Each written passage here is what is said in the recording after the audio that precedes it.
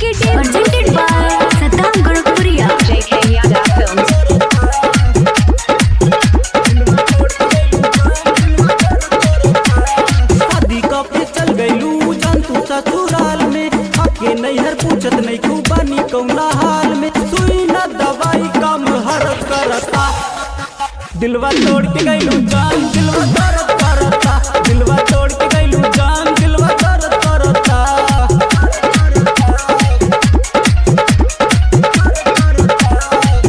Presented by Saddam Gurukpuriya.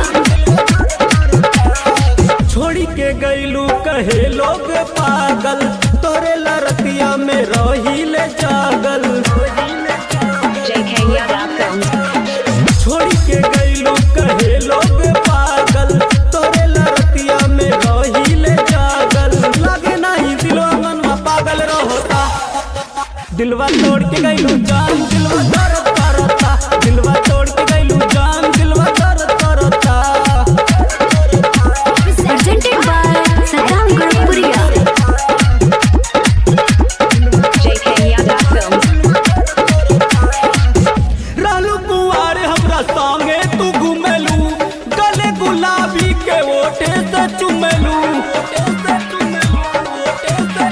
रहलू कुआरे हमरा संगे तू घुमेलू गले गुलाबी के ओठे से चुमेलू गर्मी के मौसम में दैया तरफ करता दिलवा तोड़ के गईलू जान दिलवा दर्द करता दिलवा तोड़ के गईलू जान दिलवा दर्द करता शादी कब चल गईलू जान तू ससुराल में आके नैहर पूछत नहीं खूबानी कौना हाल में सुई न दवाई कम हर करता दिलवा तोड़ के गईलू जान दिलवा दर्द